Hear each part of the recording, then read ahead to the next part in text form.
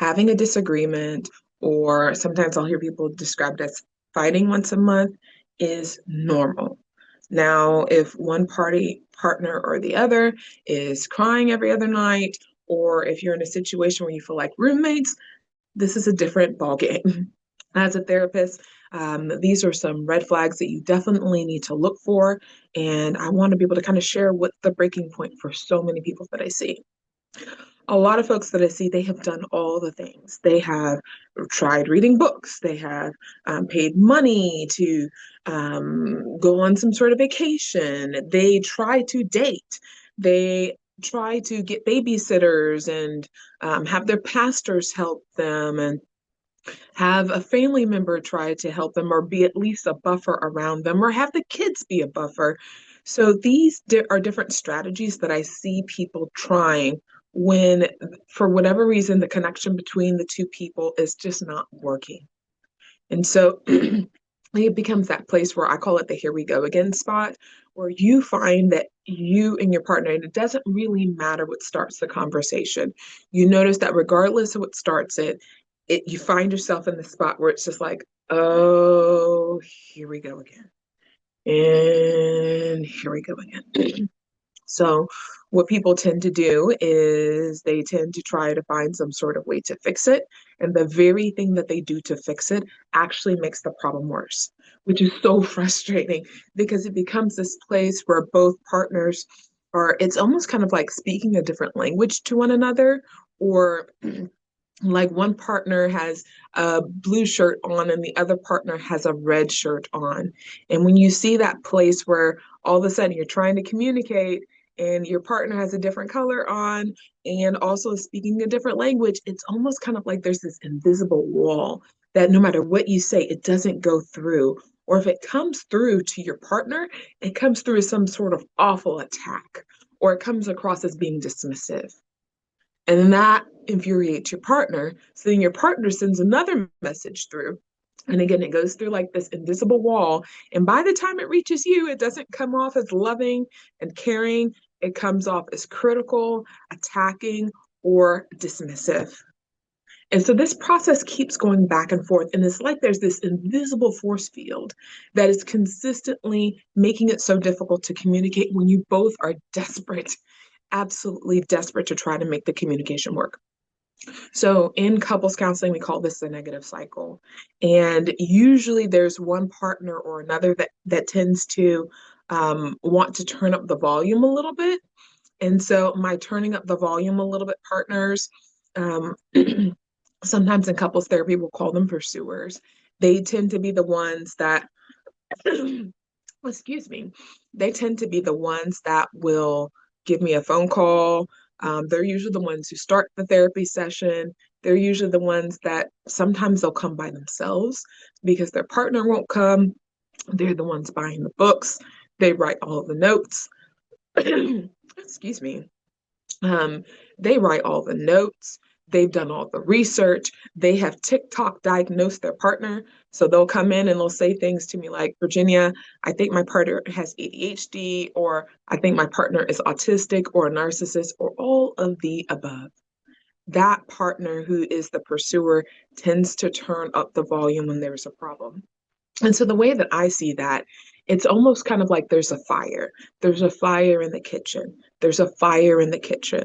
And so what the pursuer does in the relationship is the pursuer takes a look at the fire in the kitchen and says, oh my God, there's a fire in the kitchen. There's a fire in the kitchen. We need to take care of this. There's a fire in the kitchen. There's a fire in the kitchen. But the fire just continues to get bigger. The other partner, sometimes we'll call that partner the withdrawer, or there's a new phrase that's coming out about that partner. I'm calling that person the protector.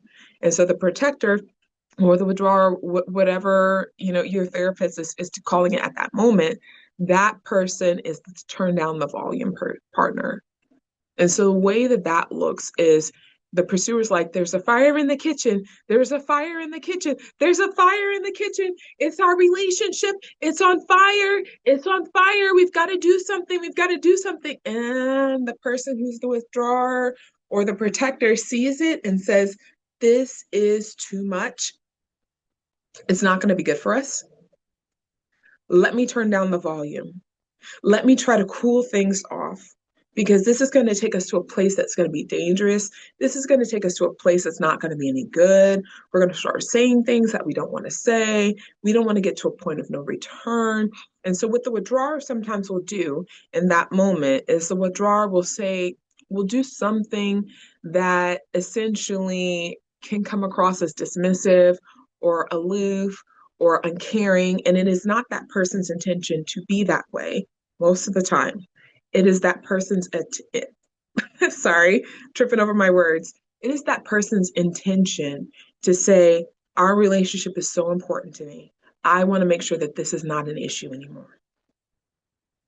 And so what they'll do is they'll start kind of turning down the volume. And so what that looks like is if there's a fire in the kitchen, there's a fire in the kitchen. What ends up happening is that withdrawer will go open up some windows. Like, oh, it's warm in here. Let me open up a window. And if you know anything about fire, as soon as you open up a window, as soon as you add more oxygen to a fire, what happens? The fire gets bigger. So next thing you know, that issue or that thing that you're talking about with your partner, it's gotten bigger. And it feels more frustrating because they're right there and they're not helping you. They're not hearing you. So the pursuer turns up the volume again. The withdrawer hears it loud and clear. And it's like, you know what? I know what I'm going to do. I'm going to open up another window. And you better yet, let me open up the front door. We got to get some more air in here. It's too hot. You're right. I hear it. We've got to turn down the temperature, turn down the temperature. And so you have both partners using different strategies. Neither one is successful at actually addressing the fire that's in the kitchen. So, why do people show up for couples therapy? People show up for couples therapy because they need not necessarily a whole bunch of tips, not necessarily to learn how to communicate or to how to negotiate. They come to couples therapy because all of a sudden, the person that they desire and that they need the most to help them out with the fire is there, but for whatever reason, they can't reach them. And the truest sense of being alone, the truest sense of being alone is being with somebody that you love and you care about and you can't reach them. Now, this happens in all kinds of relationships. This happens in friendships.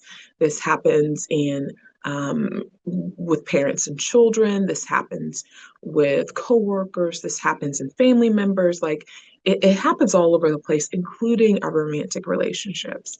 It is not fun for anybody. We experience this here we go again spot. Most of the time we're able to kind of slow ourselves down, be able to connect back with that person and have the conversation that needed to be had to begin with. And guess what? The fire goes away. But if we're not able to do that, what ends up happening is the fire gets bigger and bigger and bigger and bigger until one or two things happens. There's an explosion or there's an implosion. Either way it goes, both parties tend to leave that conversation. I am so sorry. I am tripping over my words. Both parties leave that conversation. They're disappointed, they're sad. A lot of times they're still hopeful that maybe we can do the thing. Maybe next time it will be better. And so that here we go again spot that I see works with that when I'm working with couples, it comes up in all kinds of ways. It can come up with all of a sudden one person's coming home late from work and the other partner is like, where are you at? And then maybe the partner who's late doesn't respond because they're trying to turn down the volume. And then maybe the partner who's trying to turn up the volume says, you better been at work the whole time. I hope you weren't at so and so's house. Where are you? Where are you? Again, turning up the volume. And then the partner who's late is like, oh boy, this is not going to go anywhere good. So I'm just not going to say anything. I'm just going to just try to play it off, just walk in the door. But in the meantime, everything's so kicked up in their nervous system. They walk in that door, hearts beating a mile a minute. They walk past the partner who is turning up the volume. Don't say a word. Or issue a good evening or hey, how you doing? Or better yet, who's bringing the kids to practice today? Again, turning down the volume. It's not necessarily that that person is autistic and they just don't know any better, or they're a narcissist and they're doing it to torture you. It's not necessarily that the person just has ADHD and they forgot that there was an argument to begin with, or they're just selfish. That person's nervous system is trying to do the best that it can to be able to solve the problem. There's a fire in the kitchen. Now, for the partner who is walking in the door and not addressing the thing or not addressing it fully, your partner who's sitting at home stewing is not just sitting there waiting to throw darts at you. They're actually genuinely concerned. They're actually scared out their mind. They don't want to lose you. And they may have said that. They feel alone in the relationship. They don't know how to navigate the situation. So there's this building, there's a lot of poking and here's the issue and here's the problem and we got to look at the thing and look at the thing, look at the thing because their nervous system is at a place where it needs help. It needs to have the gentle presence of you with them. They're not trying to criticize you and just tear you down most of the time. Their goal is actually to try to get you to come online. Their goal is not to try to destroy the relationship by highlighting and taking a look at this. There's this fire here. They actually usually just want to solve it. They don't know how to solve it any more than you do. If this here we go again place keeps coming up over and over and over for both partners, and you all are not able to reach each other, or maybe you're able to reach each other, but then the next day you're both kind of like, okay, let's be on a good behavior. Let's just try to be nice and make sure that we don't get to that place again. That's fine. We can do that. But if we do that over and over and over and over again, it wears on the nervous system because all of a sudden we're in a place of hypervigilance. Oh, and I forgot to mention for the partner who's trying to turn down the volume, your partner who's turning up the volume is they don't necessarily have borderline personality disorder. They're not necessarily just somebody with an anxiety disorder that's just out of control and they just need medication. And if they would only get medication or if they would only go to therapy, individual therapy, then everything would just go away. Again, turning down the volume. I have seen people in couples therapy, but I've also seen people in individual therapy. And what I have to say that's so important is couples issues are solved in couples therapy. Both the nervous systems need to be present. Individual issues need to be solved with the individual person. But a lot of times I'll see people show up for individual therapy and they're describing what's going on. And I'm sitting with them, I'm like, oh my goodness, this is a couples therapy issue. And they'll say to me, Virginia, my partner said that they're not going to come because my partner said that it's just me, that I need to resolve my trauma. I need to resolve my issues from previous relationships and then our relationship will be fine. And to some degree, that may be true. However, if there are couples issues that are showing up in couples work, couples therapy is important. Why? Why is couples therapy important? Couples therapy is important because it becomes that place where all of a sudden the therapist can bring their regulated nervous system with both partners that are there to be able to hear what each other's heart is trying to say and to be able to help both partners speak from a more regulated place.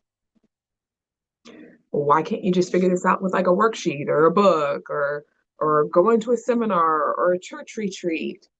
Because A lot of that processing and learning that happens in the prefrontal cortex that's in the front of the brain, which is great. And it works really well when we're calm, which is why people can communicate at work. They can communicate when they go to a sports event, but they can't communicate with you. Okay. So it's not necessarily a communication issue. It's a communication issue when all of a sudden things get hot. And when things get hot, it becomes really, really important to be able to know how to operate when our prefrontal cortex goes dark because things have gotten too hot and we're in our fight flight. And if you're in your fight or flight, your partner's also in their fight or flight. The couples therapist is coming, hopefully, with a regulated nervous system that says, okay, I see what's happening here. I know this pattern. You can learn the pattern and also be able to learn how to train your brains to step out of this pattern. So, my hope for you is that you do not wait. Most people that I see when they come into my office, they have been in years worth of distress. Oftentimes, I see people who've been together for 20, 30 years and they were having problems from day one and they never saw a couples therapist. Research shows that on average, it takes a couple 6 years worth of distress before they ever see a couples therapist. So by the time you come and show up for couples therapy, usually one person or the other is already done with a relationship. Sometimes by the time they actually show up in my office, the pursuer has dragged the withdrawer or the protector in the office, or sometimes the withdrawer is the one bringing the pursuer to therapy because the pursuer has checked out. The pursuer wants a divorce by that point in time, which sucks for everyone. And then by that point in time, they usually want the therapist to do something magical within 2 to 3 sessions. And it's sad. It's sad because you can see two people who really love each other and the relationship is not going to work. And so for me as a couples therapist, if I have one partner saying they want the relationship and the other partner saying they don't want the relationship, I have to be able to help them have a conversation on how to end the relationship in a respectful manner.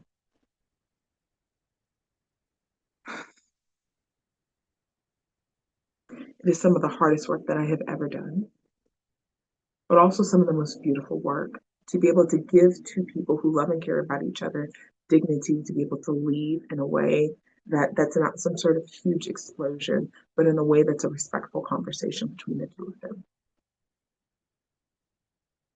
So sometimes that's why people say therapy doesn't work.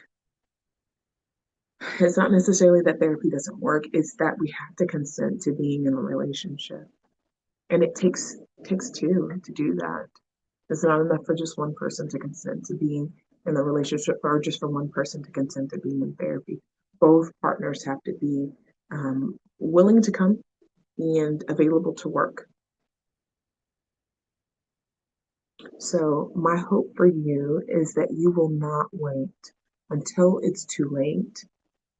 Don't wait 6 years worth of distress. Or if you were already at that 6 years or a little bit past the 6 years, please let this be your sign to go ahead on, reach out to somebody, see a couples therapist. And if you and your partner don't like that first one, try a couple of them out. It's okay to find the right fit for your relationship. But if the two of you are in a place where you feel like you're just not meeting eye to eye, it's okay. It's okay to get help. It's okay to get help. And it's not enough for just one person to just go to therapy. It's not enough for just the other person to be on medication or to read the book or to do the workbook or whatever it is, take the class. Like sometimes it's just not enough to do that. You need to see somebody. If you would like to take a relationship quiz, I do have a relationship quiz that is free and that's available. It'll be in the description box below. My name is Virginia. I'm a licensed couples therapist, and my hope is that you find ways of being able to take care of yourself and to take care of each other. I hope this was helpful. If this was helpful for you, please consider subscribing. Hope to see you next time.